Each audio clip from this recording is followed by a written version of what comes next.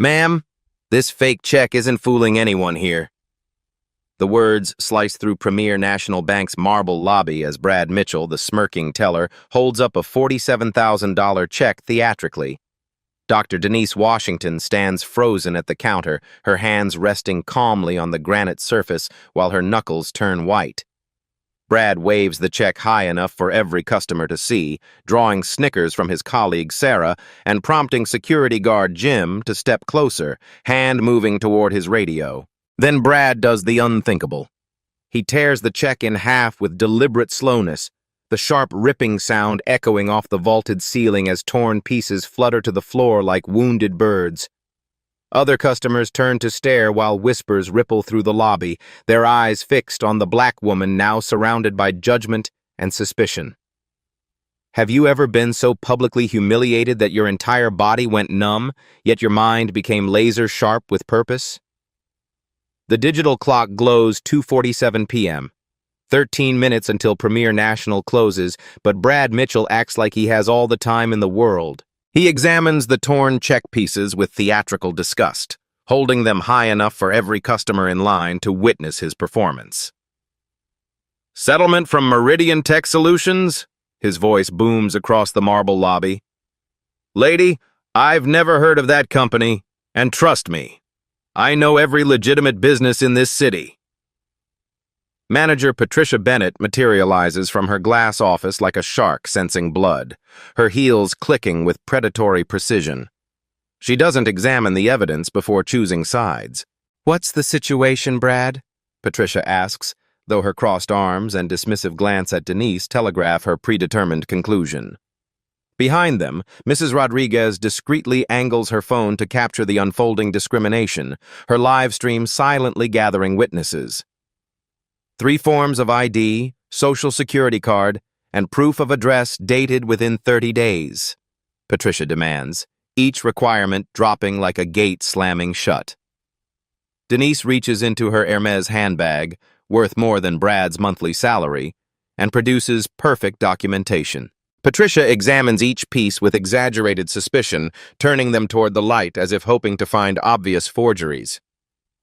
"These look sophisticated," she announces loudly. "Scammers are getting better at fake IDs these days." The accusation lands like a slap. Mrs. Rodriguez's viewer count jumps to 15, then 37. Comments flood in. "This is racism in real time," and "Someone call the news." The hashtag Premier National Shame begins its viral climb while Denise maintains supernatural calm, checking her platinum Patek Philippe watch. Another wealth signal everyone's choosing to ignore. Security guard Jim positions himself behind Denise with military precision, his presence shifting the room's energy from uncomfortable to threatening. His radio crackles as he adjusts volume, the static making nearby customers flinch. Young Mother Ashley instinctively pulls her daughters closer, their innocent eyes absorbing a masterclass in institutional prejudice. They're too young to understand, but old enough to remember. "Settlement checks are classic fraud," Brad lectures Patricia while gesturing at Denise like she's an exhibit. "They come in right before closing hoping we won't have time for proper verification. Textbook scammer behavior." He tears another corner from the already destroyed check, his destruction complete, but his humiliation just beginning. The clock reads 2:50 p.m.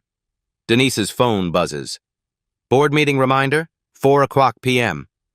She silences it without reading, but not before Patricia notices the expensive device and corporate calendar notification. A first-class boarding pass edges from her blazer pocket, Delta One service from LaGuardia, booked under Dr. Washington. Another clue hiding in plain sight. "Corporate security needs to verify this," Patricia announces, dialing with theatrical urgency. "Yes, this is downtown branch manager Patricia Bennett. We have a potential fraud situation involving a large settlement check from an unknown company." Her voice carries across the lobby, turning Denise's private banking into public spectacle. The live stream explodes to 64 viewers. Mrs. Rodriguez provides running commentary. "Professional black woman being criminalized at Premier National downtown. They destroyed her check and called her a scammer." Local activist Marcus Johnson joins from his law office, immediately recognizing systematic discrimination patterns he's fought for decades. Brad produces a laminated fraud prevention chart, pointing at various security features while building his case. See these watermarks? Too perfect, obviously computer-generated. Real settlement checks have slight variations that prove authenticity. His confidence grows with each fabrication, feeding off Patricia's encouraging nods and the audience's uncomfortable silence. Mr. Thompson, elderly and impatient, mutters, "Some people," while checking his watch. The phrase hangs loaded with meaning, letting him express prejudice through coded language. Ashley whispers to her twins to stay close, her maternal instincts recognizing danger even if she can't articulate its source. Patricia's corporate call stretches deliberately long. Through the speakerphone, Denise hears keyboards clicking as her information gets flagged in security databases. "We're running full background verification," Patricia announces unnecessarily loudly. "These sophisticated fraud rings require thorough investigation." Jim's radio crackles with new instructions. He nods grimly and steps closer to Denise, invading her personal space with practiced intimidation. "Ma'am, I need you to step outside for private discussion," he suggests, with authority that transforms requests into commands. His hand rests on his equipment belt, a subtle threat that doesn't go unnoticed. The viewer count hits 89. Comments stream faster than Mrs. Rodriguez can read. "Call the NAACP," and "This bank is finished," and "Someone get this woman a lawyer." The digital outrage builds momentum while Denise stands in the eye of the storm, checking her watch again. 2:53 p.m. 7 minutes until closing. Patricia hangs up her performance call with satisfied finality. "Corporate security has placed you on fraud alert pending investigation. We cannot process any transactions until verification completes, which typically takes 3 to 5 business days." She delivers this news with bureaucratic satisfaction, watching for Denise's reaction to institutional defeat. But Denise doesn't break. Instead, she does something unexpected. She smiles. Not with humor or submission, but with the quiet confidence of someone who knows something everyone else has missed. Her fingers drum once against the granite counter, a subtle rhythm that suggests patience rather than nervousness. "Interesting timing," Denise says softly, her first words since the humiliation began. Her voice carries undertones of steel wrapped in silk, calm authority that makes Patricia's aggression seem suddenly juvenile. She glances at the promotional video playing on the wall-mounted TV, then back at Patricia with that same mysterious smile. The clock shows 2:54 p.m., and something has shifted in the room's power dynamic, though nobody can identify exactly what. 2:55 p.m. Patricia's confidence cracks slightly at Denise's mysterious smile, but she doubles down with institutional authority. "Corporate security requires full verification before processing any transactions," she announces loudly enough for the entire lobby to hear. "We cannot allow potential fraud to proceed, regardless of how sophisticated the attempt appears." Mrs. Rodriguez's live stream viewer count explodes past 200 as the story spreads through digital networks. Comments flood in faster than she can read them, transforming private humiliation into public accountability. Local news producer Jessica Kim races downtown after receiving multiple tips, her news van cutting through traffic while the discrimination unfolds in real time. Brad calls his regional supervisor, speaking with theatrical authority. "We've intercepted a major fraud attempt involving a fake settlement check for $47,000. The suspect claims it's from Meridian Tech Solutions, but we've never heard of that company." He pauses dramatically, stealing glances at Denise while expecting to see panic. Instead, her calm demeanor seems almost amused, which only strengthens his determination to expose her supposed crimes. The bank's crisis management team receives alerts as social media monitoring systems detect unusual activity. Digital marketing manager David Park types urgent messages in corporate Slack channels. "Developing discrimination incident at downtown branch. Live stream going viral. Need immediate damage control." Corporate headquarters 20 miles away begins mobilizing response protocols for what could become a public relations disaster. Jim positions himself more aggressively, using his security training to control Denise's movement options. Additional identification required, he demands while blocking her path to the exit. His tactical positioning transforms the marble lobby into an interrogation zone, with Denise surrounded by hostile staff and increasingly uncomfortable customers. Other patrons express growing impatience with barely concealed prejudice. Mr. Thompson checks his expensive watch and sighs dramatically. "Some people always create problems at closing time," he mutters loud enough for everyone to hear. Young Ashley pulls her twin daughters closer, their innocent eyes absorbing a masterclass in institutional racism they're too young to understand but old enough to internalize. 2:56 p.m. Patricia escalates by threatening law enforcement involvement. "Attempted bank fraud is a federal crime," she declares while reaching for her desk phone. "I'm calling the police to ensure proper procedure is followed." Her threat hangs like a weapon, designed to force Denise into confession or flight. The remaining customers shift uncomfortably, some distancing themselves from what they perceive as criminal activity. But Denise doesn't break. She calmly checks her phone, not frantically like someone caught in deception, but methodically like someone confirming expected information. Her movements reveal expensive accessories, platinum corporate credit cards, executive club memberships, first-class boarding passes. These status symbols remain invisible to staff committed to seeing only criminal behavior. The live stream reaches 300 viewers as Mrs. Rodriguez provides real-time commentary. "They're threatening police against this professional woman for banking while black," she whispers urgently. "Premier National Downtown Branch, Manager Patricia Bennett, Teller, Brad Mitchell." Her documentation transforms passive viewers into potential activists, several already researching corporate contact information for complaint filing. Brad discovers new reasons for suspicion through amateur investigation. "This driver's license hologram appears altered," he announces with growing confidence. "Corporate ID uses non-standard fonts that suggest forgery." His forensic theater impresses Patricia, who nods approvingly at his thoroughness. Neither realizes they're critiquing legitimate government and corporate documents with actual security features. 2:57 p.m. Corporate security demands direct customer contact. "They want to speak with her personally," Patricia announces with bureaucratic satisfaction. "Standard fraud investigation protocol." She extends her desk phone like a challenge, expecting confusion from someone caught in criminal deception. Denise accepts the phone with unchanged composure. "Dr. Denise Washington, Employee Identification MW 47291, Corporate Account Holder since 2019, she states clearly. Her response includes specific details that surprise Patricia. Real verification codes and security answers that suggest legitimate banking history rather than attempted fraud. The corporate conversation continues with Denise providing additional authentication information with precise accuracy. Security's tone shifts from suspicious interrogation to professional courtesy as they access her actual account records. "Thank you, Dr. Washington.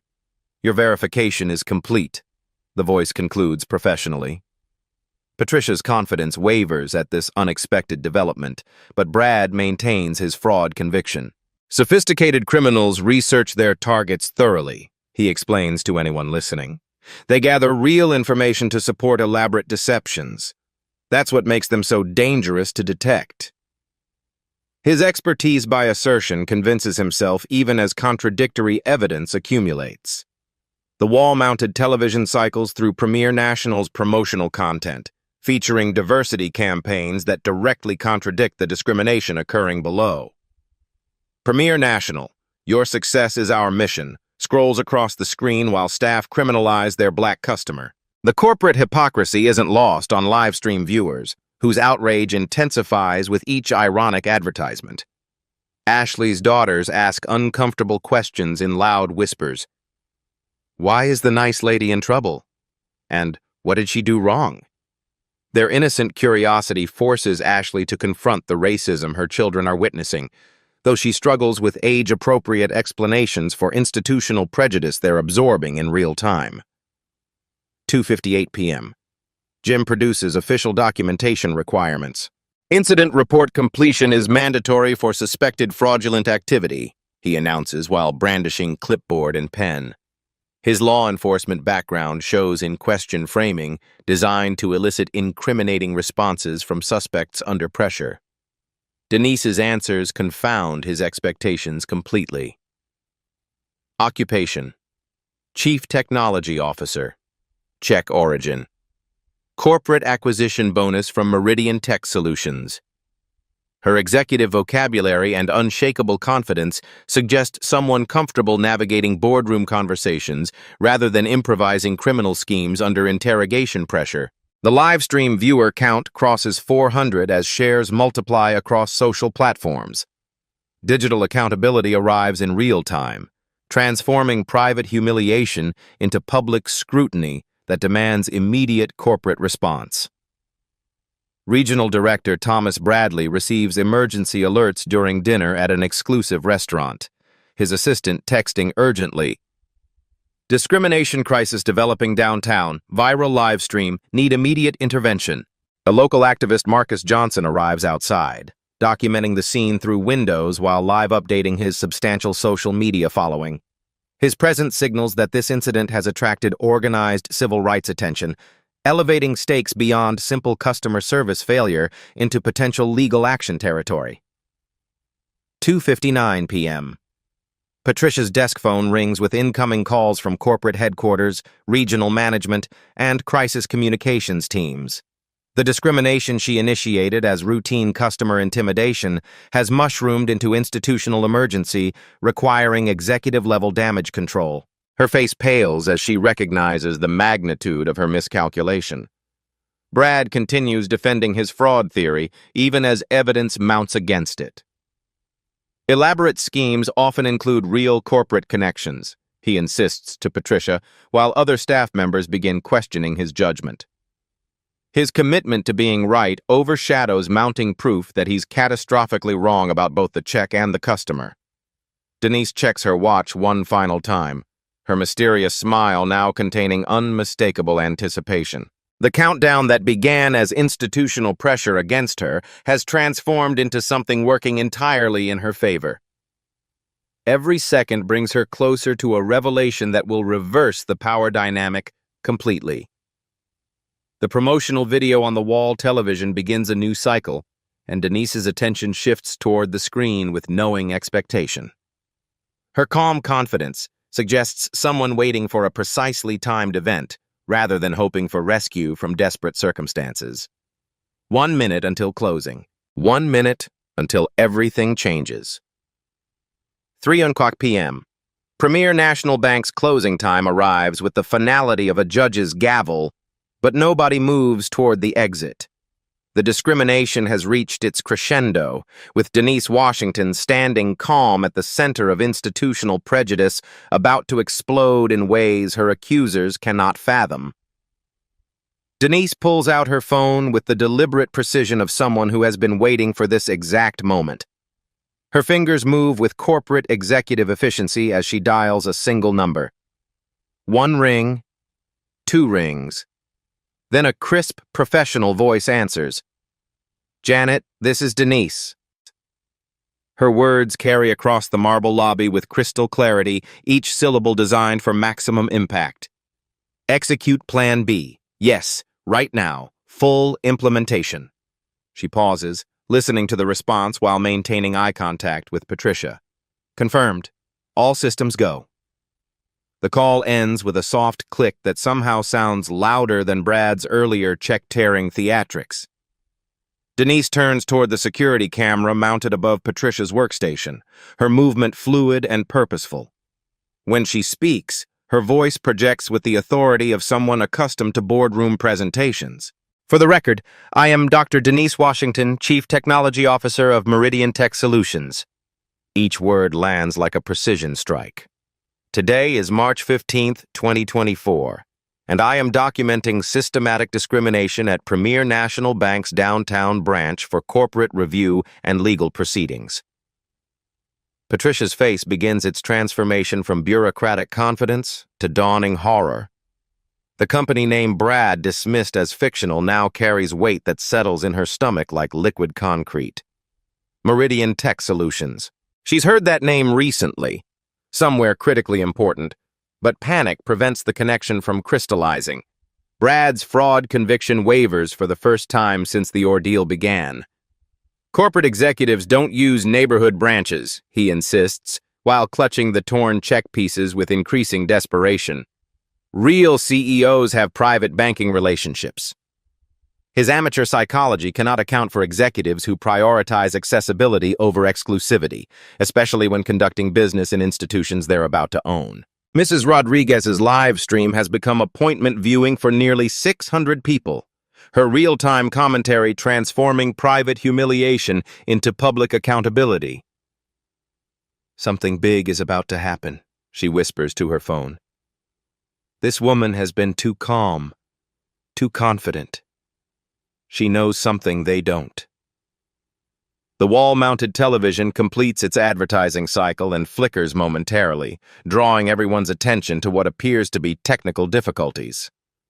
But instead of returning to Premier National's promotional content, the screen switches to breaking news coverage that will shatter every assumption in the room. Channel 7's anchor appears with urgent graphics blazing behind her professional composure. We interrupt regular programming with breaking business news. Meridian Tech Solutions has completed its historic $2.3 billion acquisition of Premier National Bank, creating the region's largest technology-driven financial institution. The words hit the lobby like a physical force. Every conversation stops. Every breath catches. Every assumption crumbles as reality restructures itself around this new information. Patricia's hand freezes halfway to her desk phone, while Brad stares at the screen with the expression of someone watching their world end in real time. The anchor continues with devastating precision. The acquisition, finalized just moments ago, will be overseen by Meridian's Chief Technology Officer, Dr. Denise Washington, who brings 2 decades of experience in corporate transformation and digital innovation to her new role. Brad's face transitions through shock, disbelief, and pure terror as the torn check fragments in his palm suddenly represent something far worse than evidence of suspected fraud. They now constitute documentation of his own discriminatory destruction of legitimate corporate compensation from his new ultimate supervisor. A professional headshot appears on screen.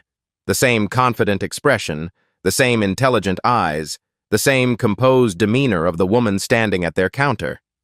Dr. Denise Washington, Chief Technology Officer, smiling with the quiet authority of someone who has just acquired their entire institutional existence. Holy Mother of God, Mr. Thompson whispers, his earlier prejudiced comments now echoing in his memory like evidence of character assassination. The elderly man who felt comfortable expressing casual racism suddenly faces consequences he never imagined possible. Patricia begins hyperventilating as the mathematical reality crashes over her. She hasn't just discriminated against a random customer. She has publicly humiliated the executive responsible for her bank's survival, her branch's future, and her own continued employment. The institutional hierarchy she thought protected her prejudice has inverted completely. The news coverage provides additional context that deepens the horror. Dr. Washington's signing bonus for completing this acquisition was $47,000, which she planned to deposit at Premier National before assuming her new executive responsibilities. The anchor's words transform Brad's fraud accusations into documented evidence of discrimination against legitimate corporate compensation. Jim, the security guard, slowly backs away from Denise as understanding floods his consciousness. His tactical positioning and intimidation techniques have been directed against someone who now possesses institutional authority over every aspect of his professional existence. Career suicide has rarely been so thoroughly documented. Ashley's daughters provide the only innocent commentary in the lobby. "Mommy, the nice lady is on TV!" they exclaim with childish delight, their pure joy contrasting sharply with the adult panic spreading through the room like wildfire. Their mother shushes them while processing the magnitude of witnessed discrimination against someone with real power to respond. The breaking news concludes with final devastating details. Integration begins immediately, with Dr. Washington conducting her first board meeting at 4 p.m. to establish new management protocols and operational standards. The timing reveals that Denise's patience wasn't desperation. It was strategic precision, allowing maximum documentation before wielding institutional authority. But the television isn't finished destroying careers. Premier National's regular programming resumes with their newest advertising campaign, and the first face to appear sends shockwaves through anyone still capable of processing additional information. A confident teenager, with familiar bone structure and the same quiet strength radiating from his intelligent eyes. His voice fills the lobby with painful irony. "Hi, I'm Jordan Washington. Premier National Bank helped my family achieve our dreams through respectful, professional service that treats every customer with dignity." Brad's remaining color drains completely as facial recognition connects mother and son through shared features that should have been obvious from the beginning. The bank's own diversity campaign features the child of the woman he's been criminalizing, creating layers of institutional hypocrisy that boggle the mind. Jordan's testimonial continues with unconscious irony that burns like acid. "My mom taught me that respect should be universal, and Premier National understands that every customer deserves professional treatment regardless of their background." His recorded words indict the very discrimination his mother has endured while he unknowingly promoted their family values. The promotional video cycles through additional diversity messaging that now reads like evidence of corporate fraud. Premier National, banking for everyone, scrolls across the screen while staff members realize they've violated every principle their employer claims to uphold, in front of the executive responsible for enforcing those standards. Mrs. Rodriguez provides running commentary for her mushrooming audience. "Y'all, they just discriminated against the woman who literally owns their bank now, while her son's face promotes their diversity on the same TV. This is the most epic comeuppance in corporate history." Her viewer count approaches 1,000 as shares multiply across social platforms. Patricia's desk phone erupts with incoming calls from corporate headquarters, regional management, and crisis communications teams. The discrimination she initiated as routine customer intimidation has mushroomed into institutional emergency, requiring executive-level damage control that may no longer be possible. Denise finally breaks her strategic silence with words that carry the quiet authority of someone who has spent decades navigating boardrooms and corporate hierarchies. "That check represented my signing bonus for completing Meridian's acquisition of Premier National Bank." Her explanation transforms their fraud accusations into evidence of bias against legitimate corporate compensation.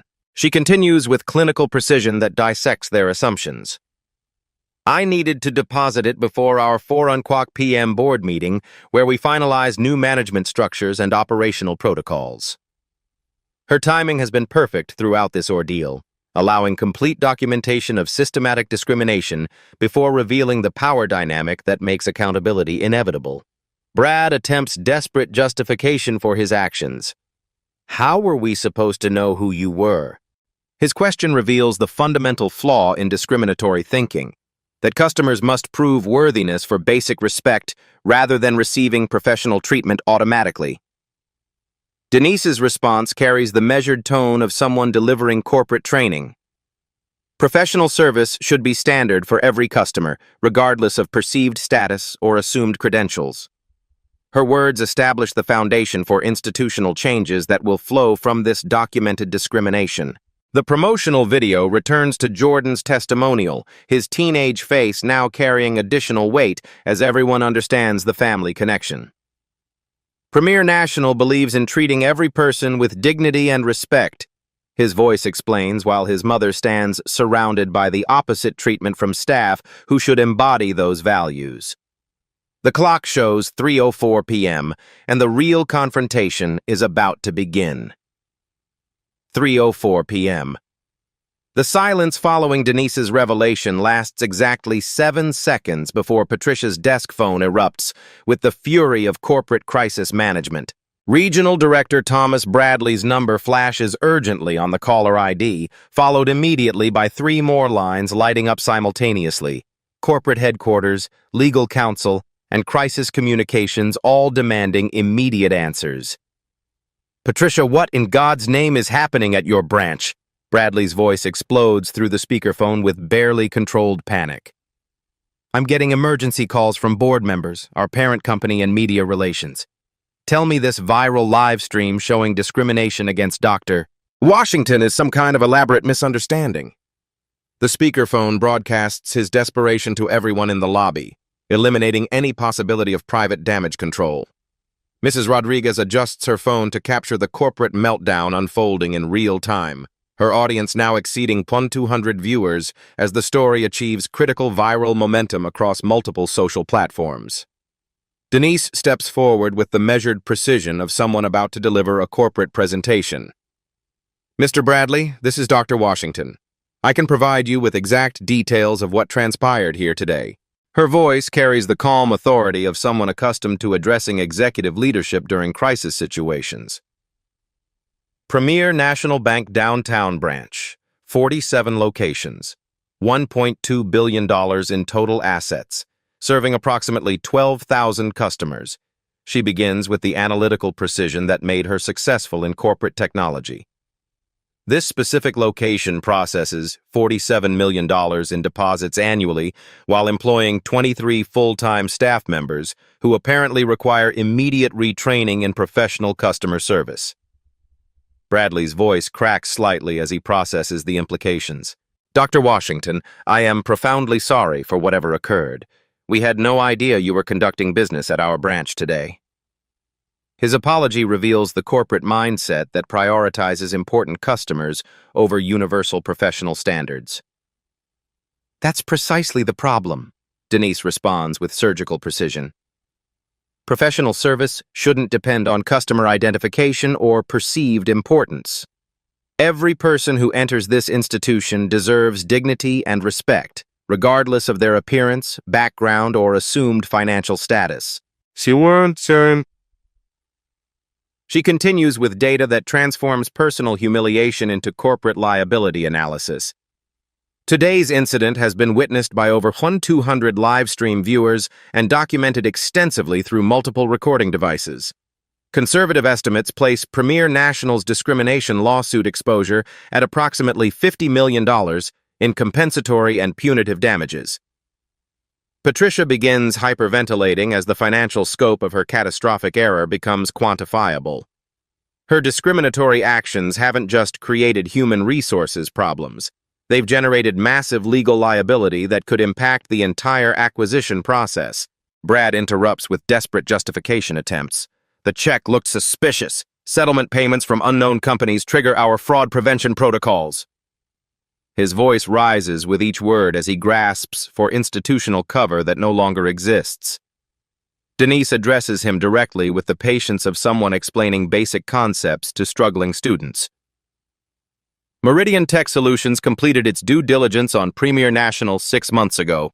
Your fraud prevention training should have included recognizing legitimate corporate entities, especially those involved in your own acquisition process." She produces her phone and displays corporate documentation with the efficiency of someone who anticipated this exact conversation. "Current Meridian stock price, $847 per share. Premier National's valuation, entirely dependent on successful integration with our technology infrastructure. Today's documented discrimination violates Section 15.3 of our acquisition contract." The contract reference sends visible tremors through Patricia's composure. Acquisition agreements contain specific clauses about operational standards and discriminatory practices that can trigger review processes or, in extreme cases, deal modifications that affect thousands of jobs. Section 15.3 establishes zero tolerance for discriminatory practices during integration periods, Denise explains with academic precision. Violations trigger immediate management review and potential restructuring of acquisition terms, including personnel decisions and branch operational status. Bradley's voice becomes increasingly desperate as he grasps the magnitude of institutional vulnerability. "Dr. Washington, what can we do to address this situation appropriately?" Premier National is committed to making this right through any necessary corrective action. Denise checks her Patek Philippe watch with deliberate theatricality, allowing tension to build before delivering her ultimatum. Mr. Bradley, you have two distinct options for resolution. Option A involves comprehensive institutional reform, including immediate policy implementation, mandatory bias training, and systematic monitoring protocols. She pauses for effect, while her audience, both physical and digital, absorbs the gravity of corporate accountability in action. Option B involves Meridian Tech Solutions recommending acquisition of a different financial institution that better aligns with our commitment to inclusive customer service and professional operational standards. The threat lands with devastating precision. Walking away from Premier National would cost Meridian approximately $47 million in acquisition fees and legal expenses, significant but manageable for a technology giant. However, it would cost Premier National everything: 2,400 jobs, 47 branch closures, shareholder value destruction, and institutional collapse. All because your employee, she gestures toward Brad with clinical detachment, couldn't treat a black woman with basic professional respect during a routine banking transaction. The mathematical elegance of corporate leverage becomes crystal clear. Denise possesses institutional power to transform personal discrimination into systematic change through economic pressure rather than emotional confrontation. Her strategic patience has created perfect conditions for accountability. Patricia attempts damage control through immediate scapegoating. Brad is suspended effective immediately pending full investigation, she announces with bureaucratic efficiency. His actions don't represent Premier National's values or training standards. Her speed in sacrificing her employee reveals institutional priorities focused on self-preservation rather than genuine reform. Personnel decisions are insufficient, Denise responds with the authority of someone who has restructured multiple corporations. Systematic discrimination requires systematic solutions. Individual punishment addresses symptoms while ignoring institutional causes that enabled today's behavior. She outlines her requirements with the precision of someone delivering corporate consulting recommendations. Full diversity audit conducted by external consultants. Mandatory monthly bias training with measurable accountability metrics. Real-time customer service monitoring through digital feedback systems integrated with employee performance evaluations.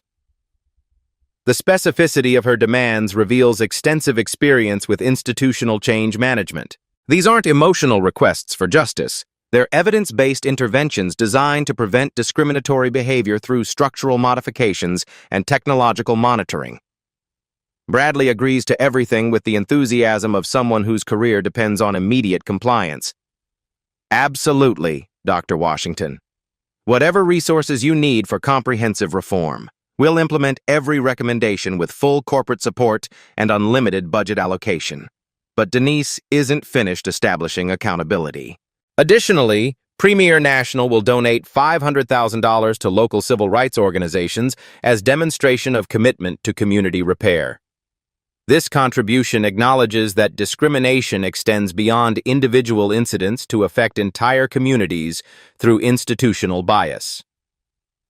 The financial penalty transforms personal discrimination into community investment, creating positive outcomes from discriminatory behavior while establishing precedent for future accountability measures. Mrs. Rodriguez provides real-time commentary for her growing audience. Y'all, she's not just getting revenge. She's restructuring the entire bank to prevent this from happening to anyone else. This is how you turn discrimination into institutional change. Her live stream has become educational content about corporate accountability in action. Ashley explains the situation to her daughters in age-appropriate terms. The nice lady is teaching the bank people how to treat everyone fairly, she whispers while pointing at Denise. Sometimes adults need to learn better manners, and she's helping them become nicer to all customers.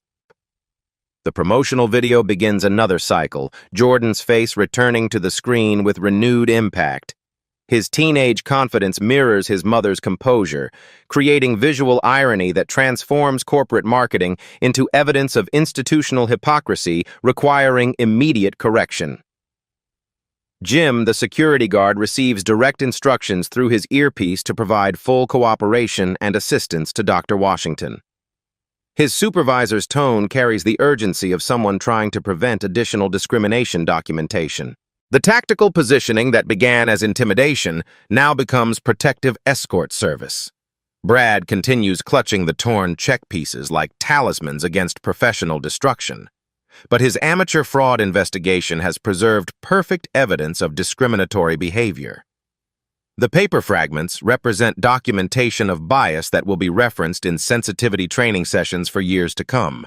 The clock shows 3:07 p.m. as corporate crisis management accelerates. Legal teams receive emergency briefings while public relations specialists craft damage control strategies for discrimination that has already achieved viral status across multiple social media platforms. Denise observes the institutional panic with clinical detachment, her expression suggesting someone conducting a case study rather than experiencing personal trauma. Her transformation from humiliated customer to corporate executive wielding institutional power is complete, but the systematic changes she's implementing will outlast this specific incident. The board meeting begins in 53 minutes, she announces with finality. I expect preliminary reform implementation plans on my desk before we convene to discuss Premier National's future operational standards. The real work of institutional change is about to begin.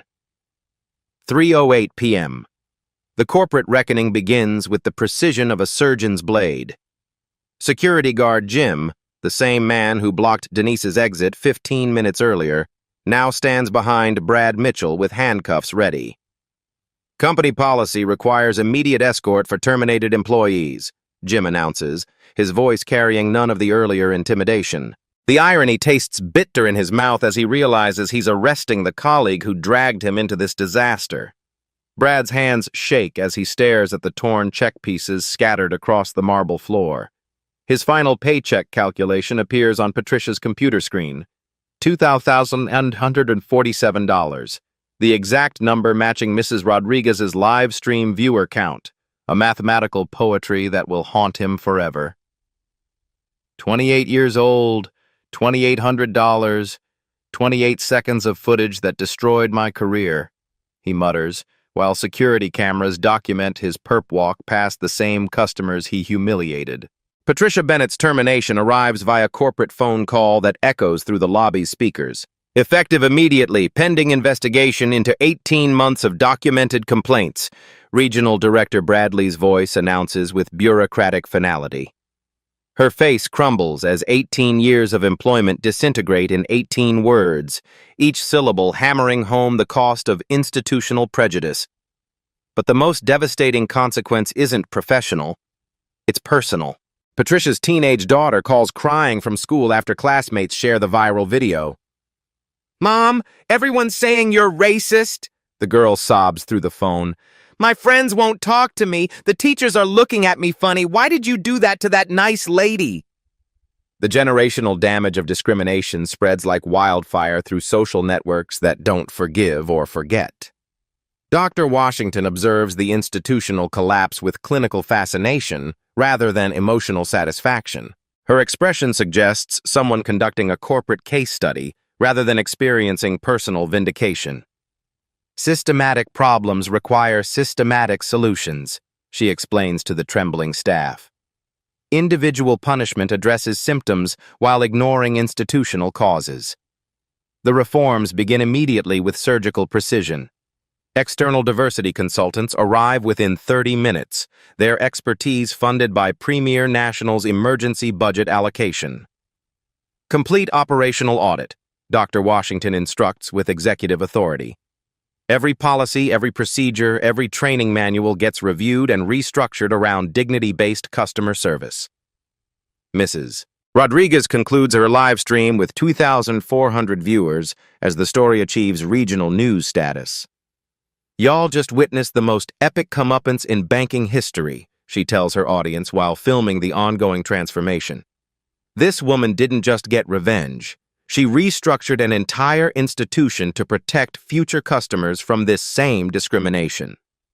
The Respect and Dignity Protocol becomes premier national policy within hours, establishing zero tolerance for discriminatory behavior with consequences tied directly to employment status. Real-time customer service monitoring launches through digital feedback systems that detect bias patterns before they escalate into viral incidents. Technology-driven accountability, Dr. Washington explains. Prevention rather than documentation. Mr. Thompson approaches Denise with genuine humility, his earlier prejudiced comments weighing heavily on his conscience. "Ma'am, I owe you an apology," the elderly man says quietly. "My words were wrong, and I'm ashamed of my behavior." His acknowledgement represents something deeper than individual accountability. It's recognition that discrimination requires community-wide responsibility. Ashley uses the resolution as a teachable moment for her daughters. "The nice lady helped everyone remember that all people deserve kindness," she explains, while the twins nod with innocent understanding. Sometimes grown-ups forget their manners, but she reminded them how to treat everyone with respect. Local news producer Jessica Kim arrives for exclusive coverage as the story transitions from social media viral content to mainstream journalism. "Dr. Washington has demonstrated that strategic intelligence defeats emotional reaction," she reports. "Systematic change through institutional leverage rather than individual confrontation." The promotional video playing on the wall television now carries transformed meaning. Jordan Washington's testimonial about Premier National's respectful service has evolved from corporate marketing fiction into accountability measuring stick. His teenage confidence provides ongoing reminder that discrimination damages families while professional service builds community trust. The financial accountability proves equally comprehensive. Premier National's $500,000 donation to local civil rights organizations establishes precedent for community repair following institutional discrimination. Bias affects entire communities through normalized prejudice, Dr. Washington explains. Community investment acknowledges systematic damage while funding prevention programs.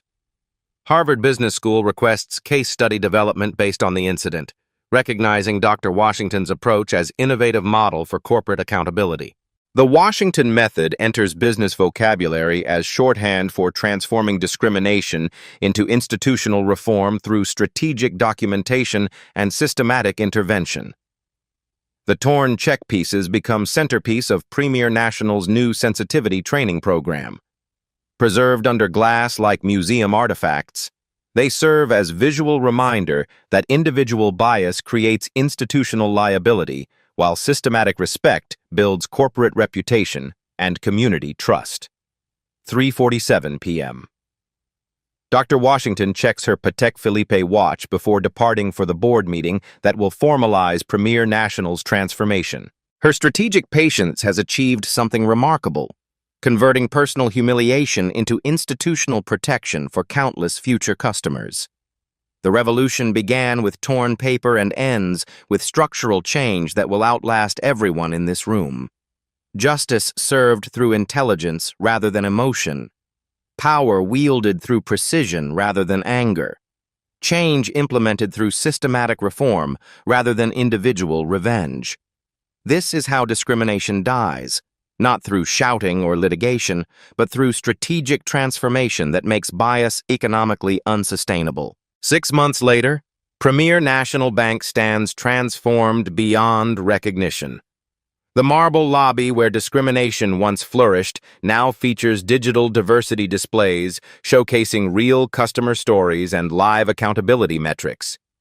Brad Mitchell works part-time at a small credit union, his viral infamy making corporate banking positions impossible. Patricia Bennett relocated to another state, her teenage daughter's college essays about learning from family shame eventually earning her admission to Stanford's social justice program. Denise Washington's strategic patience created a revolution disguised as corporate policy.